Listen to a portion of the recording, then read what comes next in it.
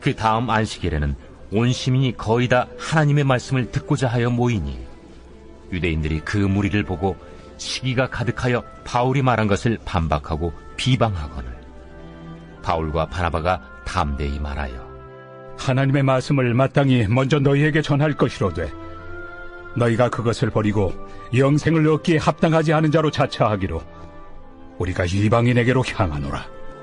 주께서 이같이 우리에게 명하시되 내가 너를 이방의 빛으로 삼아 너로 땅끝까지 구원하게 하리라 하셨느니라.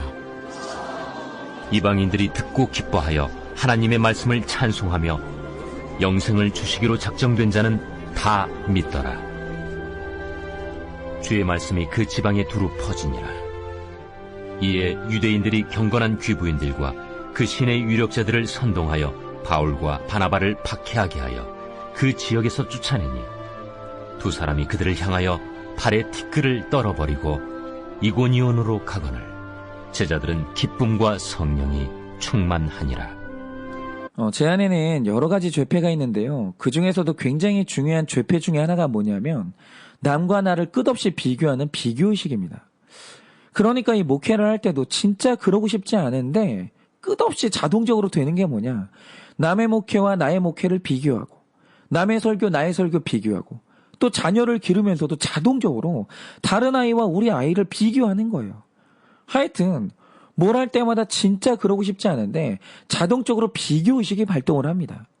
그래서 저는 이 비교의식에서 비롯되는 열등감과 교만함이 저의 고난이에요. 그러니까 제가 이게 안 없어져요. 비교가 계속되니까 열등감도 수시로 찾아오고 교만함도 수시로 찾아오는 겁니다. 그런데 제 안에 이런 비교의식이 있다고 하면 이거 이해를 못하는 분들이 있어요. 예를 들어서 제 형 같은 경우에 그분의 생각 속에는 비교의식 자체가 없어요. 그런데 이게 훈련을 하거나 교육받아서 사라진 게 아니고요. 원래 제 형은 기질적으로 남에 대해서 관심이 없습니다. 그래서 제 형이 옷 입는 걸 보면요. 유행에 민감한 적이 없었어요. 왜냐? 제 형은 남들이 어떻게 입는지 전혀 관심이 없고 그냥 내 마음에 들고 내가 편하면 그만이에요. 원래 기질이 그렇습니다. 그래서 제 형의 고난은요. 외부에서 비롯되지 않아요. 언제나 자기 안에서 비롯되는데 제 형한테 가장 힘든 고난이 뭐냐면 내가 가고 싶은데 못 가고 내가 먹고 싶으면 못 먹고 내가 하고 싶으면 못 하는 게 고난이지 뭐 남이 나를 어떻게 보는지 남이 나에 대해서 뭐라고 말하는지 이것 때문에 고난을 당한 적이 없어요. 그런데 반면에 저의 고난은요. 안에서 비롯되지 않아요. 늘 외부에서 비롯되거든요. 그러니까 남과 비교해서 내가 더 낫지 못하면 그래서 힘들고 내가 아무리 최선을 다했어도 남들이 인정해주지 않으면 그게 괴롭고 이런 식으로 저는 이 남과 나를 비교하는 비교의식의 죄피이기 때문에 끝없이 다른 사람들을 쳐다보고 비교하면서 스스로 고난 속으로 들어가거든요. 그런데 이런 비교의식 때문에 가장 힘들고 해석되지 않았던 부분이 뭐냐면 그게 바로 교회였어요. 근데 교회 때문에 힘든 일이 뭐가 있겠어요. 그냥 남의 교회 우리 교회 비교하니까 그게 힘든 거예요. 제가 예전에 말씀드린 적이 있었던 것 같은데요. 제가 중학교 때 저랑 같은 학교, 같은 학년에 저희 지역에서 가장 큰 교회를 담임하시는 목사님의 아들이 있었어요. 그런데 중학교 내내 그 친구를 보면서 제가 했던 게 뭐겠습니까? 그냥 중학교 내내 비교하는 거예요. 그런데 그 친구 아버지와 저희 아버지를 비교하니까 도저히 해석이 안 되는 게 있는 거예요. 그게 뭐냐? 우리 아버지나 그 큰 교회 목사님이나 결국 믿는 분이 누구냐면 예수 그리스도예요. 똑같아요. 그리고 설교를 할 때마다 증거하는 분이 누구냐? 예수 그리스도예요. 그러니까 그 큰 교회 목사님이나 우리 아버지나 둘 다 똑같이 예수님 믿고 같은 성경 보면서 같은 예수님을 증거하는 거예요. 그리고 그분도 당연히 열심히 목회하시겠지만 제가 옆에서 본 저희 아버지도 정말 목숨 걸고 열심히 목회하셨거든요. 하여튼 뭐 겉으로 비교해 보자면 그랬습니다. 그런데 정말 이상한 게 뭐냐?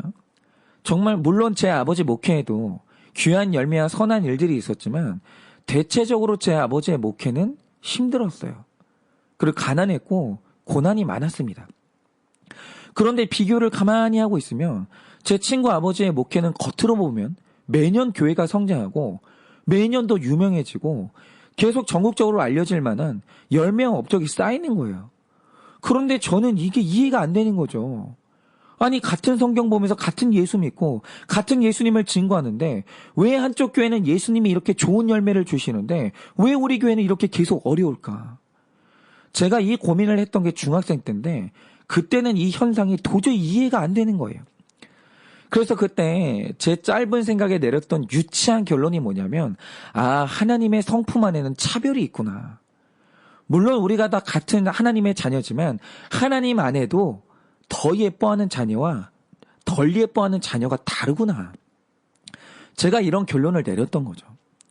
그런데 제가 자라면서 계속 말씀을 묵상하고 또 현실을 살아가면서 지속적으로 하나님의 인격을 체험하다 보니까 이 생각이 변하면서 새로운 시각이 열리더라고요.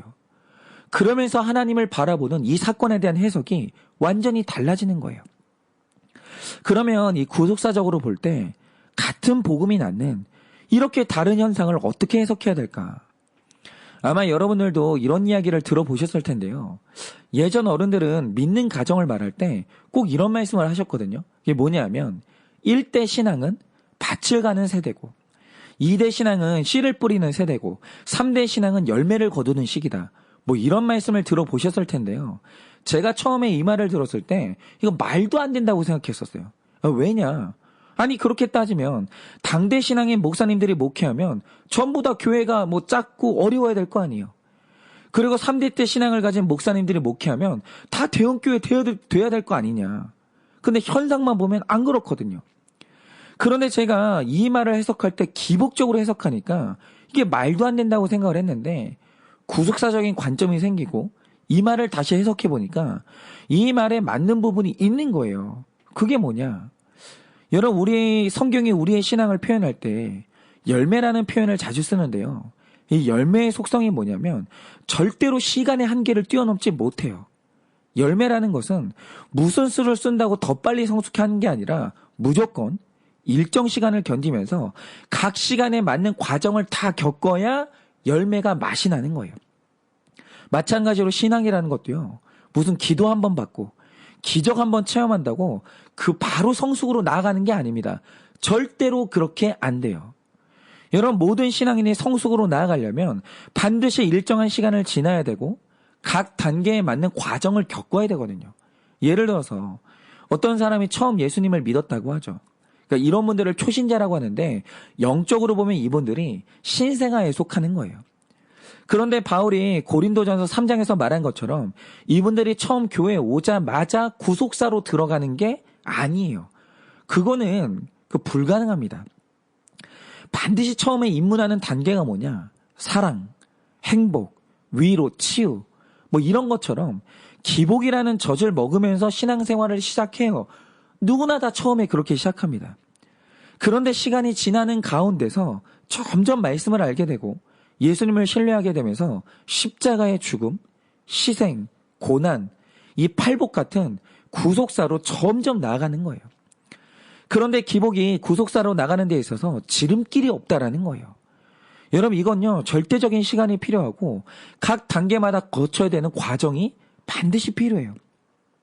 그래서 예수님을 믿어도 각 세대마다 해야 될 사명이 다르고 체험하는 경험이 다 다른 거예요. 그러니까 1대 신앙이 경험하는 게 다르고 2대 신앙이 경험하는 게 다르고 3대 신앙이 경험하는 게 다를 수밖에 없다라는 거예요. 예를 들어서 제 외갓집 같은 경우를 보면 처음 그 지역에 복음이 선포될 때 가장 먼저 믿고 성도가 된 분이 저희 외증주 할머니예요. 그런데 여러분, 제 외증주 할머니가 처음 복음을 받아들일 때 그때 무슨 제자 훈련이 있고 거기에 무슨 신학교가 있겠어요. 일단 믿어지니까 믿었고 기도하라니까 기도했고 주일 성수하라니까 주일 성수한 거예요. 그냥 나도 알 수 없는데 예수님 사랑이 되는 거예요. 그러니까 밑도 끝도 없이 그냥 순종을 한 거죠. 그러니까 제 외증조 할머니는 뭐 비전, 세계선교 이런 씨앗은요 본 적도 없고요. 그냥 우리 집안의 구원의 밭을 열심히 간 거예요. 여러분, 제 외증조 할머니는요 일평생 그냥 밭만 갈았어요. 뭐 비전 때문에 그런 게 아니라 우리 자녀들도 우리 후손들도 예수 믿기를 바라면서 그냥 열심히 기도하고 열심히 신앙생활한 거죠. 그러다가 제 외할아버지 때 처음으로 영적인 씨라는 걸 구경을 했는데 그때 성경을 제대로 묵상하기 시작했고 하나님을 더 알고 싶다는 소원도 가졌어요. 그런데 그때는 이 가르쳐주는 사람이 없으니까 본인이 이 성경을 보다가 깨달은 영적 씨앗을 이 자녀들에게 뿌린 거죠. 근데 그게 그냥 작은 씨앗이었어요. 뭐 거대한 게 아니고 열심히 씨앗을 뿌린 거죠. 그러니까 제 외할아버지도 씨앗까지는 구경을 했는데 열매는 꿈도 못 꿨습니다. 아니 그렇죠. 밭 가는 사람이 없는데 어떻게 씨를 뿌리겠으며 씨를 뿌리는 사람이 없는데 어떻게 열매를 구경하겠어요. 일단 제 외할아버지는 열매를 따먹지 못하고 그냥 씨를 뿌린 거예요. 그런데 3대째죠. 제 외삼촌 그리고 제 어머니 때 와서 그때 맺은 열매가 뭐냐. 제 외증조 이제 할머니가 믿음의 밭을 갈았고 제 외할아버지는 씨를 뿌렸기 때문에 이제 그 다음 세대에 가서는 아무리 고난이 오고 힘든 일이 있어도 예수님을 부인하거나 떠나는 일이 없는 거예요. 그게 열매예요. 그리고 어떤 사건이 왔을 때 이 사건의 원인을 말씀에서 해석하고 찾아내는 수준이 올라간 거예요. 그러니까 제 어머니는 목회자의 아내가 돼서 일평생 한 교회를 섬겼고 제 외삼촌은 청송교도소 사역을 하면서 굉장히 많은 영혼구원의 열매를 맺은 거예요. 그런데 이게 4대째인 제 때에 오니까 어떻게 됐냐면 성경의 핵심이 구속사가 완전히 자리를 잡는 거예요. 완전히. 그래서 제가 뭐 성경 말씀대로 완벽히 살지는 못하지만 인생의 목적이 뭔지도 분명히 세워지고 이 신앙에 대해서 아예 타협이 없는 거예요. 그래서 저희 때는 성경의 관점에서 볼 때 좀 더 익은 인격과 그리고 좀 더 익은 말씀의 열매가 맺혀지는 겁니다. 그러니까 보세요. 제 외증조 할머니나 그 4대 후에 태어난 저나 우리가 믿는 성경 말씀이 똑같았고 우리가 믿는 예수님이 완전히 똑같았습니다. 오히려 열심과 순수함으로 따지면 제 외증조 할머니가 훨씬 더 깊어요. 그리고 이건 그냥 제 생각인데요. 천국에서 더 큰 자는 제 외증조 할머니가 아닐까 싶습니다. 그분이 했던 헌신이 훨씬 더 어려워요. 그런데 이 똑같은 예수님을 믿었지만 각 때에 따라서 경험하는 게 완전히 다른 거예요. 제 외증조모께서는 비유를 들자면 씨조차도 경험한 적이 없어요. 그분은 그냥 하나님이 주실 씨를 믿고 열심히 밭을 갈았습니다. 그냥 열심히 자녀들 위해서 중보기도 했고 그들을 위해서 열심히 가르쳤고 열심히 하나님을 섬겼어요. 그냥 밭을 갈았다라는 거죠. 그런데 4대째인 저는 그분이 알지 못했던 성경의 비밀을 더 많이 알게 됐고 그분은 꿈꾸지 못했던 열매를 지금 맛보고 살고 있다는 말이죠. 그러면 여러분 이 차이가 왜 왔겠습니까? 여기가 중요한데요. 제 증조 할머니와 저의 차이는 믿음의 차이도 아니고 능력의 차이도 아니고 누가 하나님께 더 사랑을 받은 이 차별의 결과도 아니에요. 이거는 구속사 안에서 각 세대마다 맡은 역할이 달랐던 거예요. 예를 들어서 사과가 있다고 하죠. 그런데 똑같은 사과 씨라도 그 씨가 겨울에 경험하는 게 다르고 봄에 경험하는 게 다르고 여름과 가을에 경험하는 게 완전히 달라요. 일단 한겨울에 이 씨가 경험하는 게 뭐겠습니까? 아무것도 안 합니다. 그냥 어두운 씨 주머니 안에서 겨울 동안 기다리는 거예요. 그거 외에 할 수 있는 게 아무것도 없습니다. 아니 그렇죠. 세상에 어떤 정신 나간 농부가 겨울에 씨를 뿌려요. 겨울에 씨가 해야 되는 일은 뭐냐? 그냥 어두운 주머니 안에서 때가 될 때까지 가만히 기다리는 거예요. 그런데 갑자기 봄이 되면 어떤 일이 벌어지냐? 갑자기 내 주인이요. 나를 짚더니 땅바닥에 집어 던지는 거예요. 그런데 이게 씨앗의 입장에서 보면 주인이 나를 버리는 것 같은 경험을 하는 거예요. 그냥 막 가짜없이 땅에 집어 던지는 겁니다. 그런데 이 버려진 것 같은 씨가 여름이 되면 땅 속에서 썩어져요. 그러니까 이걸 그 당시만 보면 겨울 내내 그렇게 기다리다가 봄에 주인의 손에 의해서 버려졌는데 이제 내 몸이 썩으면서 한많은 인생이 이렇게 끝나는가 싶은 거예요. 그런데 가을에 어떤 일이 일어납니까? 갑자기 내 몸이 변형되더니 새로운 몸으로 자라기 시작하면서 결국 열매 맺는 인생이 되는 거예요. 그러니까 여러분 보세요. 똑같은 씨인데 그 씨가 겨울에 경험하는 게 다르고 봄에 경험하는 게 다르고 여름과 가을에 경험하는 게 다른 거예요. 근데 왜 다르겠습니까? 이게 무슨 차별이나 능력의 차이가 아니에요.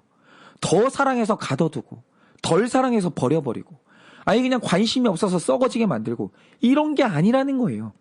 그냥 그 씨가 그때마다 경험해야 되는 경험이 다른 거예요.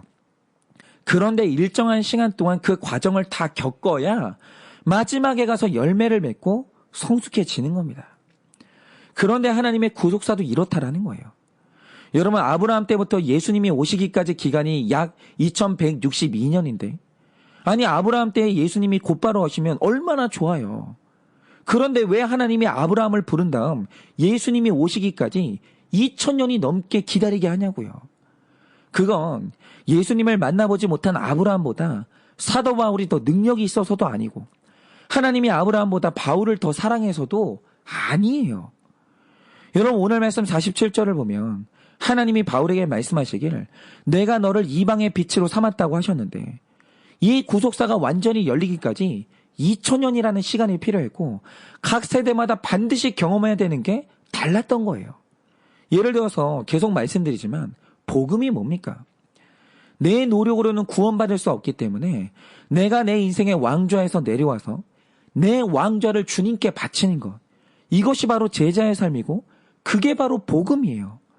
여러분, 일단 누구든지 내 인생의 주인공 그리고 왕이 예수님이 되시면 반드시 그 사람은 구원받습니다. 누구도 예외가 없어요. 그런데 여러분, 교만한 인간이 하루아침에 자기 왕좌를 포기할 것 같습니까? 그런 일은 없어요.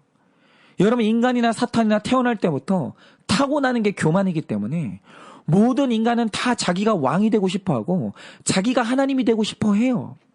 그런데 이걸 포기하고 예수님이 왕이 되시는 성숙으로 나아가려면 반드시 필요한 게 뭐냐면 구속사라는 역사의 과정이 반드시 필요한 거예요.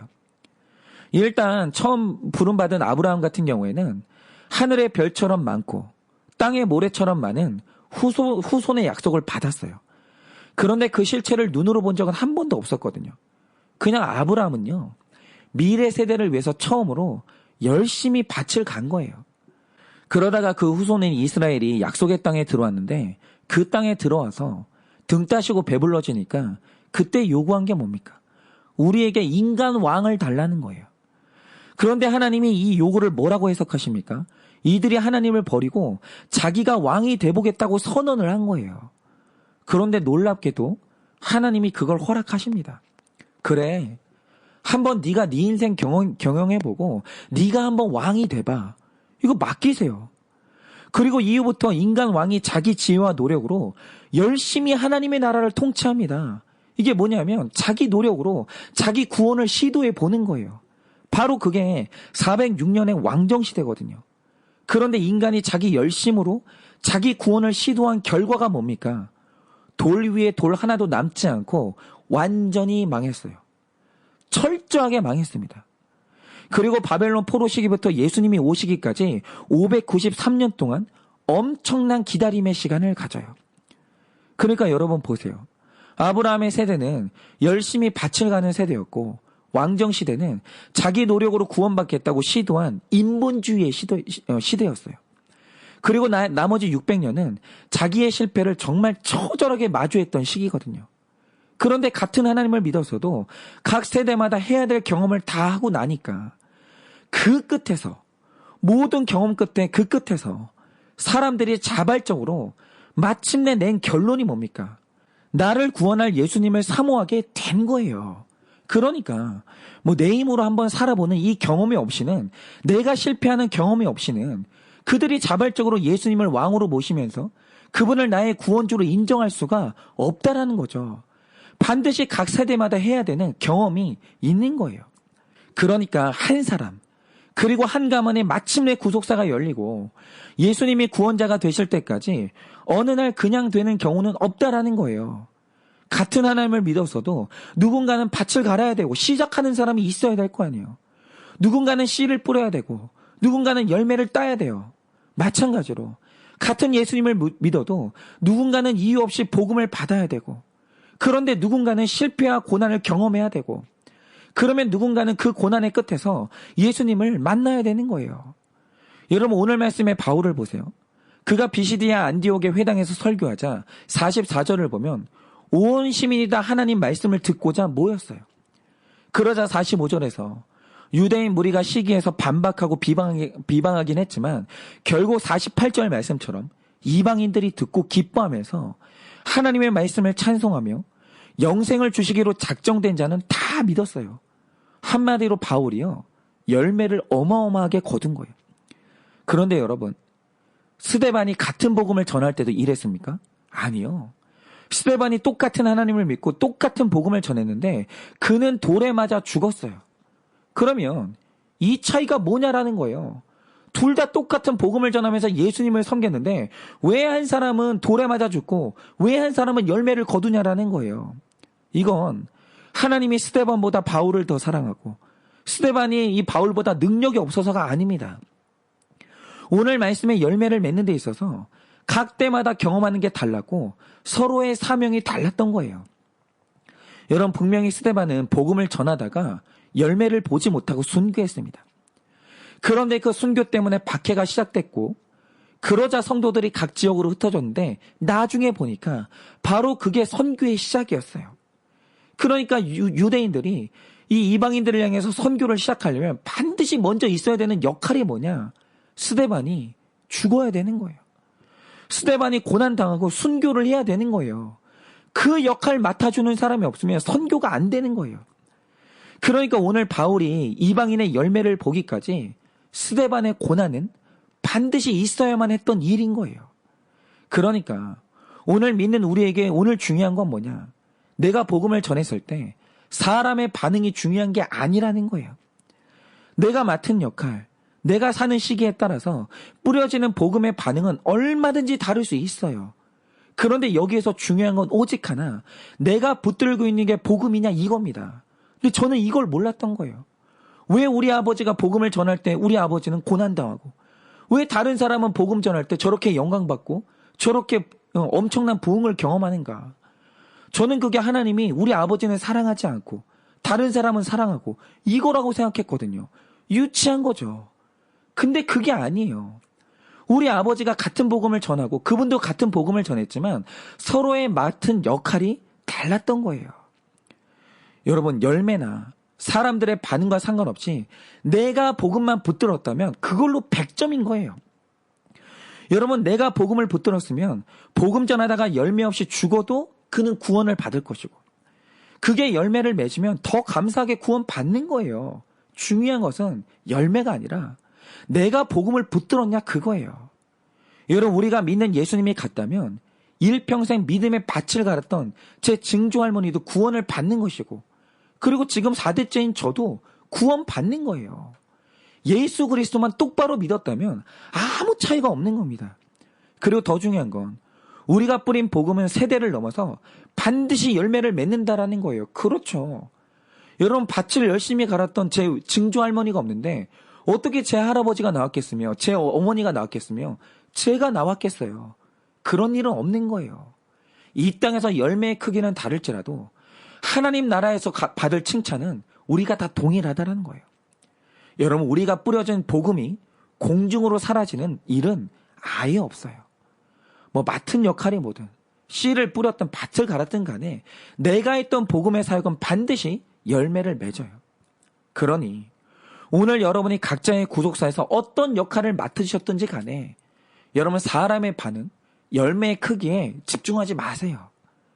오직 그냥 복음 그 자체에 집중하시기를 바랍니다. 그러면 그 뿌린 복음이 나도 구원하고 내가 만나보지 못한 내 4대 후의 후손들까지도 반드시 구원합니다. 그러니 오늘도 이 복음의 능력을 믿고 오늘도 각자의 때에 각자의 사명을 잘 감당해내시기를 예수님의 이름으로 축원을 드립니다.